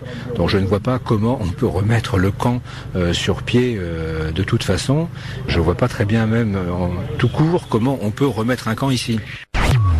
Donc voilà, on ne reconstruit pas, c'est ce que dit donc le préfet de la région. Ce camp, c'est une bonne chose ou pas? Qui a fait beaucoup d'interventions à Calais avec des groupes humanitaires, etc. Par rapport à l'histoire qui se passe dans le nord là-bas, il faut savoir que Grande-Sainte, pendant longtemps, était plus communautarisée par la communauté kurde. Il faut savoir qu'il y avait une grosse communauté kurde qui était installée là-bas, et à Calais il y avait le reste, les autres, il y avait forcément des Kurdes aussi, mais il y avait aussi beaucoup d'Afghans, etc. On va pas rejeter la faute sur une origine ou une autre, hein, parce que voilà, mais c'est très triste parce que le camp de Grande-Sainte, il était vraiment réputé pour ses points en avant, il était en avance par rapport à celui des Dunes à Calais, et moi je suis très attristé par ce qui s'est passé hier, vraiment. Ouais, c'est vraiment tout un camp qui a été réduit en fumée pour le coup, Elsa. Alors, on est à 12 jours maintenant du premier tour de l'élection présidentielle, vous le savez. Je vous donne le dernier sondage. Il donne Jean-Luc Mélenchon à 19% et qui devance François Fillon 18,5% à la troisième place. Donc, dans les intentions de vote pour le premier tour de l'élection présidentielle en France, d'après un sondage IFOP fiduciel pour Paris Match et Sud Radio, avec 24%, Marine Le Pen serait en tête, devant Emmanuel Macron 23%, et un taux de participation de 68%, toujours d'après ce même sondage. Voilà, ça correspond un petit peu à ce qu'on peut entendre. Donc Mélenchon troisième et Marine Le Pen qui prend la tête seule. Donc dans ce sondage qui a été publié donc ce matin. Et puis l'affaire des emplois présumés fictifs de sa famille continue à perturber la campagne de François Fillon. Selon Mediapart, son épouse Pénélope aurait été rémunérée par l'Assemblée nationale dès 1982. Donc alors que François Fillon affirmait que elle était depuis 1986. Le candidat du parti Les Républicains était l'invité de nos confrères de France 2 ce matin. Il n'a pas souhaité commenter cette dernière information. Il maintient sa ligne de défense. Écoutez ce qu'il a dit ce matin sur France 2. Je n'alimenterai pas le feuilleton de la calomnie avec ses révélations successives, soigneusement distillées par des services de l'État, qui maintenant remontent à 36 ans. À 36 ans, où est-ce que, à 10 jours de l'élection, jusqu'où on va aller? Il y en a qui sont prévus pour entre les deux tours. Je ne dirai plus jamais un mot sur ces questions-là. Voilà, plus rien, c'est ce qu'il a dit ce matin chez nos confrères de France 2 pour François Fillon. Un petit mot là-dessus? Il a intérêt, c'est mieux pour lui d'ailleurs. Ouais, mais pour nous voilà. aussi d'ailleurs, non? Voilà, qu'ils disent plus rien et puis qu'on s'en occupe concrètement de la préoccupation des Français, c'est tout. D'accord avec ça, Elsa? Oui, d'accord avec ça. De toute façon, je pense que là, au point où il en est, ça suffit. Ça suffit. Aussi, pareil. Je pense qu'il y a encore plein de choses à découvrir sur lui. Oui, je pense il a peur, il veut cacher, il dit bon, je n'en parlerai plus parce qu'il sait qu'il y a quand même des choses qui arrivent. Ouais. Et puis un dernier petit mot sur ce qui s'est passé hier à Fleury-Mérogis, à la prison de Fleury-Mérogis, au sud de Paris. Sous haute pression, plus de 350 surveillants ont bloqué durant plusieurs heures hier soir l'établissement pour protester contre la récente agression de 6 gardiens dans cette prison, qui est la plus grande d'Europe. Sachez-le, il y a eu quand même des échauffourées assez violents hier entre les surveillants et les policiers. Voilà, pour en tout cas quelques infos en bref. On va passer donc directement au coup de cœur avec le jingle, bien sûr. France Maghreb 2, le coup de cœur. Toujours honneur aux dames, messieurs? Ouais. Ah oui, on va pas changer. Elsa qui souhaite rendre un coup de cœur à une personne anonyme. Oui, alors en fait mon coup de cœur d'aujourd'hui, il est directement lié à ce dont ce que j'évoquais tout à l'heure avec le film À bras ouverts. Mon coup de cœur, il s'appelle Miaela, c'est une amie à moi, on se connaît depuis 3 ans, elle a 29 ans. Elle est originaire de Roumanie et c'est une femme extraordinaire, une mère courage. Miaela, elle a 2 enfants, Sorina 12 ans et Bekali 4 ans. Tous les deux sont scolarisés à Saint-Denis. Et vraiment, c'est une femme très courageuse qui fait face aux épreuves du mieux qu'elle peut. Miaela, elle s'est retrouvée seule et sans ressources du jour au lendemain quand son mari est parti sans prévenir ni laisser d'adresse. Son petit garçon avait 2 mois. Et depuis, Miaela s'est battue du mieux qu'elle pouvait contre la précarité et l'exclusion. C'est pour ça que ça m'a particulièrement touchée ce qui se véhiculait dans le film À bras ouverts. Miaela, ça fait 3 ans que je la connais. En 3 ans, je l'ai jamais entendue se plaindre. Pas même quand elle vivait dans un bidonville à Saint-Denis et que son bidonville a été rasé par les flics avec toutes ses affaires dedans. Pas même quand elle a vécu le même scénario à Sarcelles quand elle vivait dans une baraque en bois et que du jour au lendemain elle s'est retrouvée sans logement avec ses 2 enfants. Pas même quand on lui a volé son sac dans le métro qui Dieu merci ne contenait pas grand chose mais qui avait beaucoup de valeur pour elle. Et pas même quand elle se faisait insulter par les passants parce que aujourd'hui roumain ou roumaine c'est devenu une insulte en France. Donc vraiment Miaela c'est une femme qui a été contrainte de mendier pour survivre, pour pouvoir nourrir ses enfants. Mais je l'ai toujours admiré en fait sa capacité à les pousser à étudier, à rire, à grandir, à profiter de la vie. Et aujourd'hui, c'est une femme qui prend petit à petit son autonomie, qui commence un peu à travailler, à faire quelques heures par-ci par-là. Et à travers Miaela, j'ai envie vraiment de rendre hommage à toutes ces femmes, à toutes ces mères isolées dans la précarité, qui malgré tout réussissent à élever leurs enfants du mieux possible. Et qui ont juste besoin d'une main tendue pour rebondir. Merci beaucoup Elsa, j'espère qu'elle a écouté ce coup de cœur. Monsieur Osinras. Alors moi de mon côté, pour mon coup de cœur, je vais parler d'un tournoi de basket organisé ce week-end à Paris, dans le 20e arrondissement. C'est organisé par Global Star. C'est une association qui lutte qui fait de l'éducation populaire par le sport. Donc ils font beaucoup d'activités gratuites du côté du 20e et c'est ouvert à tous. Et c'est aussi organisé par Ferguson in Paris, c'est une association qui lutte, qui aide les familles victimes des violences policières, notamment en organisant leurs manifestations, en organisant des marches en leur hommage ou pour dénoncer certaines agressions et pour aider certaines familles, et aussi récolter un peu d'argent pour aider les familles lors des procès, etc. Alors au téléphone, on va avoir Sléo, un des représentants de cette association. Il est là. Bonsoir monsieur. Oui, bonsoir. Ossine, vas-y. Ouais, bonsoir Sléo. Oui, bonsoir. Alors, tu peux nous expliquer un petit peu pour ce week-end le tournoi et pour la cause de ce tournoi? Ouais. D'accord, donc comme tu l'as si bien introduit, le tournoi en fait va être en soutien à l'association Vivolé, notamment par rapport à Lamine Dieng qui a été tué par la police en 2007, le 17 juin 2007 exactement, donc il y a quasiment 10 ans. Donc le but aujourd'hui, c'est parce qu'on sait que toutes les familles ont beaucoup de frais judiciaires, c'est de récolter des fonds pour les soutenir. Par la même occasion, informer la population de ce qui se fait actuellement comme initiative et surtout le pourquoi du comment. Donc aujourd'hui, effectivement, on soutient par le biais de cette action la famille de Lamine Dieng, la famille Dieng. Par le biais de ce tournoi, c'est aussi l'occasion de lier l'utile à l'agréable par des activités, sachant que c'est la spécialité de Global Star. Donc notamment, comme tu l'as si bien dit, de faire de l'éducation populaire, notamment de l'éducation par le biais du sport. Donc sensibiliser les gens sur des causes.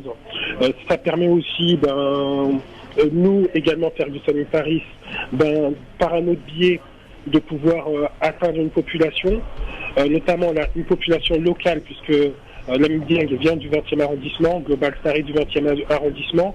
C'était aussi l'occasion tout simplement de réunir la population, les mettre au courant, par la même occasion, par le biais d'interventions, d'associations qui interviennent sur différents champs d'action, que ce soit sur la sensibilisation militante, que ce soit par l'éducation populaire, que ce soit les deux mêlés l'un à l'autre. C'est un moyen tout simplement de se réunir. C'est un moyen, comme je l'ai dit également, de mêler l'utile à l'agréable. Et puis aussi de dire aussi aux familles qu'on est là, quoi. Et à la rigueur, moi j'aurais même préféré que ce soit les familles qui en parlent, parce que nous généralement on préfère rester dans l'ombre, ne pas être mis en avant, parce que c'est elles qui mènent la lutte. Nous on est juste là pour les soutenir. Et c'est des. Vous le faites super bien. On rappelle, c'est quand, parce qu'on est à peu près par le temps. C'est quand exactement? C'est donc dimanche, oui. Dimanche de 13h à 18h. D'accord. Ça sera au stade Louis Lumière à Porte de Montreuil. Rendez-vous tous là-bas. Merci beaucoup en tout cas. Merci beaucoup. Voilà, Jean-Marc. Oui, c'est prêt, j'ai 1 minute. Alors, je vais vous faire écouter, c'est parti, j'ai tout branché Christophe déjà. T'as plus qu'à lancer, c'est John Sec. Non mais attendez, je tiens à vous dire, mais là vous allez morfler les gars. Parce qu'entre Ossine qui me prévient pas qu'il y a quelqu'un au téléphone, entre toi qui me dit, les gars, faut me prévenir les gars. Je pensais que ça allait de soi. Alors c'est quoi ton truc, vas-y. Bon, dis-moi t'es prêt, c'est parti. C'est John Sec qui a fait un projet en réunissant le Roloff, l'arabe, l'indien, il a fait un album qui s'appelle Orientissimo en 2005. Et voilà, c'est parti. Ah bien. Vas-y. J'ai lancé, j'ai tout lancé. Il marche, c'est. Il faut mettre lecture. Ça y est, c'est lecture là. Voilà. Ah voilà, ça y est, on entend là. Voilà. Voilà, c'est un mélange. Mets le son, mais plus fort. France Maghreb 2, France Maghreb 2. Grand forum sur France Maghreb 2, on est là. Je rappelle que demain, parce que j'en ai même pas parlé, dites donc, on part au Havre du côté de la librairie Les Yeux d'Elsa. Tiens, on va un peu lire, ça va nous faire du bien. Dans cette librairie, demain, au Havre, 115 cours de la République, nous serons installés, donc le grand forum. D'ailleurs, on embarque avec nous Jean-Marc, il paraît. Hein? Ouais, dis donc, je vais encore subir du Mélenchon dans la voiture pendant 2 heures. Arrête, parce que les gens vont finir par te croire. Mais c'est que je mens pas, mes chers auditeurs, je ne suis pas un menteur. Je te laisse libre de tes propos, mon cher Jean-Marc. Voilà. Non, mais faut avoir conscience et l'honnêteté de ses convictions. Ne va pas sur ce terrain-là, ça pourrait être glissant pour toi. Alors, on y va, on enchaîne avec Libertad, bien sûr, sur France Maghreb 2 pour terminer cette émission. Vous allez pouvoir nous appeler 01 40 33 9000, 01 40 33 9000 pour nous dire ce que vous voulez, bien entendu, n'hésitez pas. Je ne sais pas qui vous êtes, ni ce que vous allez me dire, mais on va vous accueillir. Le bonsoir. Oui, bonsoir Christophe et bonsoir à tes invités, c'est Ali. Salut Ali. Bonsoir. Bonsoir Ali. Voilà, je voulais intervenir sur le monsieur Hérault, le ministre des Affaires étrangères française, qui d'Italie au G7 continue à l'image de monsieur Fabius, monsieur Obama, madame Clinton, Sarkozy, Cameron, tout ça, réclame le départ du président syrien élu démocratiquement par son peuple. Alors je leur dirais, messieurs, est-ce que le peuple syrien vous a mandaté pour renverser le président Bachar ou le dégager de son poste? Toujours est-il que le président Bachar el-Assad vous a regardé tous partir un à un. Et bientôt, vous allez partir dans un mois, le mois de mai. Pour un aller sans retour, nous l'espérons avec le peuple syrien. Merci. Salut Ali, 01 40 33 9000, bien entendu. Vous n'hésitez pas. Allô, bonsoir. Bonsoir. Bonsoir, prénom. Choukri de Nanterre. Salut Choukri. Salut à, bonsoir, salut à toi, salut à vos auditeurs et à vos invités. Voilà, moi je voulais parler un peu des élections. Ouais, vas-y. Si ça vous dérange pas. Moi, j'ai écouté les débats et puis j'ai écouté ce matin, j'ai écouté sur une radio concurrente, Monsieur Asselineau. Alors, c'était juste pour vous dire une petite précision pour les gens qui ont du mal à le comprendre. Il y a plusieurs vidéos qu'il a faites sur sa chaîne YouTube et il est vraiment très clair, très très clair. Alors, ceux qui ne comprennent pas, alors soit ils ont été mauvais élèves à l'école, ou bien ils ne semblent pas vouloir comprendre. Ouais, mais attends, tu sais le problème de François Asselineau, c'est que c'est des vidéos qui durent des heures. Et voilà. Bon, il y en a qui font quelques minutes, hein, il suffit de faire un petit effort et de vouloir comprendre ce qu'il raconte ce monsieur, mais franchement, c'est très pédagogique, on dirait un professeur, il explique tout. Ah, ça c'est clair, il fait professeur. Ouais, même pour les plus bêtes, ceux qui comprennent rien. Pas des élèves, hein. En l'écoutant, franchement, il est clair. Bon, inutile de te demander pour qui tu vas voter, Choukri. Ouais, bien sûr. Moi, franchement, j'étais quelqu'un je votais pas. Personnellement, je votais pas. Ouais. Ce monsieur, il m'a vraiment séduit. Voilà, c'est le mot. Il m'a séduit. Mais c'est surtout sa position sur le fait de vouloir réunir toute la population française.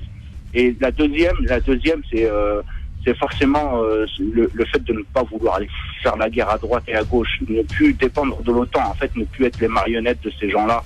Et ça, merci Choukri, merci à toi. Voilà. À bientôt. Ciao. C'est vrai que je constate quand même qu'il y a un certain engouement dans la communauté en particulier pour François Asselineau. Bon. Depuis longtemps. Depuis longtemps, hein. C'est vrai, depuis longtemps, effectivement. Ça s'explique, je ne sais pas. Le complot, la théorie du complot. Allô, bonsoir. Oui, bonsoir monsieur Christophe, c'est Samir Destin. Salut Samir Destin, bienvenue à toi, on t'écoute. Bonsoir Samir. Oui, en fait, moi je voulais parler de monsieur, comment il s'appelle, Macron en fait. Oui, vas-y. Le problème que j'ai avec lui, donc moi j'étais très naïf au début, je me suis dit voilà, qu'un candidat qui n'est pas comme les autres, mais plus le temps passe, donc j'ai vu l'émission sur Radio J, j'ai écouté l'émission sur Radio J où il disait comme quoi la Palestine, ça servait à rien de la libérer. Et là j'apprends que monsieur Bernard-Henri Lévy donne son soutien à monsieur Macron. Ah bah oui. Donc un petit message aux autres pour dire que si vous voulez des guerres, si vous voulez que l'État français devienne sioniste à 100%, ben vous votez Macron. Sinon voilà, réveillez-vous et ne faites pas cette erreur-là. Merci Samir. Simplement. Salut à toi. Ciao. Oui, c'est vrai qu'il a eu le soutien de Bernard-Henri Lévy. Ah, ça m'étonne pas. Voilà. Ça parle de lui-même. C'est très parlant. Allô, bonsoir. Allô, une fois, deux fois. Allô. Ok. Ça dégage. 01 40 33 9000, bien sûr, pour nous appeler, pour nous dire ce que vous voulez. On va en prendre un petit dernier, évidemment, avant de laisser la place dans un instant à Marine Garrel pour l'actualité, le flash de 18h. Et puis de vous rappeler aussi que demain, nous serons au Havre, donc, pour le grand forum spécial. Allô, bonsoir. Allô. Et vous voulez que l'État français soit l'État sioniste à 100%? Allô. Le mec il écoute la radio, mais bon c'est pas grave. Allez, ciao. C'est terminé pour ce soir, pour l'espace Libertad, bien sûr. On remettra le couvert, non pas demain, mais jeudi. Jeudi, autour de cette table, nous aurons un trio de femmes. C'est bien ça. Ah, je suis content. Anan Zamani, Maïssa Leroy, Sabrina Artiste. Jeudi, qui seront avec nous. Drôle de dame. Comment il s'appelle le mec dans Drôle de dame déjà? C'est Charlie. Je ferai le rôle de Charlie. Voilà. Je ferai le rôle de Charlie. Il va avoir le melon, quand même. Je vous ressemble, non? En tout cas, j'ai pas le blé, hein. De loin, oui. Ouais. Toi, je dirais pas à qui tu ressembles. Je ressemble à moi-même. Ouais. Merci beaucoup, Elsa. Merci pour l'invitation. Princesse Elsa, à très bientôt. À bientôt. Merci beaucoup. Ossine. Des mamours, hein. Salut Ossine. Merci à tous. J'étais ravi de faire la connaissance de Jean-Marc et Elsa. Franchement, chapeau. À très bientôt, j'espère. Ouais, une belle équipe. Hein. Ça fait un plaisir de partager cette émission avec vous, notamment avec monsieur Christophe Roux, toujours fidèle à lui-même. Exactement. Et puis un petit coucou, un petit merci à Karen Johan qui m'a envoyé cet article sur la Guyane. Très bien, merci beaucoup à lui, merci Jean-Marc, merci Elsa et merci aussi, merci à tous. Dans un instant, Amar pour l'éphéméride. Et demain en direct du Havre, on sera là dès 16h. Tout de suite l'actualité, le flash. Marine Garrel, bonsoir. Bonjour à tous. Le camp de Grande-Sainte est détruit par un incendie hier soir. Que vont devenir les 1400 migrants qui étaient installés? Le maire de Grande-Sainte cherche des solutions pour continuer l'accueil. Il n'exclut pas une remise en état du camp de migrants, en partie détruit par un incendie hier soir. Hier soir, suite à une rixe entre migrants, 70% des installations sont parties en fumée. 500 migrants ont été hébergés provisoirement dans un gymnase. 900 autres sont livrés à eux-mêmes. 2 ministres se déplacent cet après-midi sur les lieux, Mathias Fekl et Emmanuel Cos. Le personnel pénitentiaire de la prison de Fleury-Mérogis dans l'Essonne, reçu par la direction de l'administration pénitentiaire cet après-midi. Hier soir, ils ont levé leur blocage. Plus de 300 surveillants qui ont protesté après l'agression de 6 gardiens vendredi. Et puis autre mobilisation depuis tôt ce matin, les surveillants de la prison du Val-de-Reuil dans l'Eure filtrent les entrées de leur établissement pénitentiaire, là aussi pour dénoncer les conditions de travail, violence, surpopulation ou encore manque d'effectifs. Près de 3 semaines après le début du mouvement social, la Guyane est de plus en plus divisée au sujet des barrages, avec une toute première manifestation anti-blocage à Kourou. Les universités sont fermées alors que les examens approchent. La préfecture de Guyane s'inquiète de la fermeture des universités. Les examens sont dans quelques semaines et 3500 étudiants guyanais sont privés de cours depuis plus de 15 jours. Hier, François Hollande, dans un courrier adressé aux parlementaires guyanais, a appelé à la fin des blocages. Un homme de 73 ans toujours porté disparu en Nouvelle-Calédonie après le passage hier du cyclone Cook. 10 500 personnes sont toujours privées d'électricité. Football, le quart de finale aller de la Ligue des Champions ce soir. Monaco se déplace chez les Allemands du Borussia Dortmund. Coup d'envoi de la rencontre à 20h45. Autre quart de finale à la même heure, la Juventus de Turin reçoit le FC Barcelone. France Maghreb 2, service, info, musique, divertissement. France Maghreb 2. France Maghreb.